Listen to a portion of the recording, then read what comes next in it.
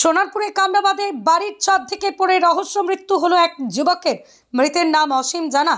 গতকাল রাতেই হঠাৎ বিকট শব্দ পেয়ে প্রতিবেশী এক ব্যক্তি দেখেন রক্তাক্ত অবস্থায় নিচে পড়ে রয়েছেন এক যুবক। পরে পুলিশকে খবর দিলে পুলিশ দেহ উদ্ধার করে। স্থানীয় সূত্রে খবর, মৃত ব্যক্তি কামরাবাদ এলাকায় বছরখানেক ধরেই ঘর ভাড়া নিয়ে থাকছিলেন। এদিন রাতেই তার বিকট শব্দ হয়। এরপরে ওই যুবকের দেহ দেখতে পায় প্রতিবেশীরা। মৃত্যু নিয়ে রহস্য দানা বেঁধেছে।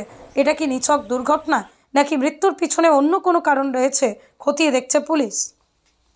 মানে বিষয়টা জানতে পারলেন কিভাবে আপনি? আমি আমাদের এই গেটটা যখন বন্ধ করে আমি আমার রুমে যখন যাচ্ছিলাম তখন হঠাৎ বিকট আওয়াজ পেয়েছি আমি, মানে খুব সাংঘাতিক আওয়াজ।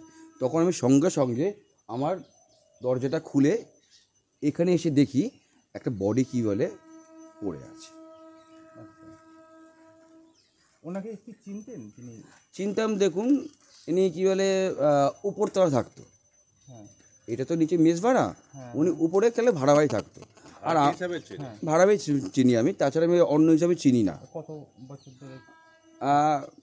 হতে পারে এক বছর বা 1 বছর এরকম। জাস্ট আমি কী বলে আমার নিজের কর্মজীবন নিয়েই থাকি আমি জাস্ট যেতে আসতে গেলে দেখা হয়। আমি তাছাড়া কী বলে আমি অত গেলে অতটা আমি জানি। বাড়ির মালিক সৌরভ মণ্ডল, আর বাড়ির মালিক সৌরভ মণ্ডল, উনি সব কিছু বৃত্তান্ত উনি জানেন, যে কত বছর থাকে, কত বছর মানে কী করেন উনি সব কিছু জানেন। আপনার পুরো নামটা বলুন। আমার নাম কল্যাণ চন্দ্র হালদার।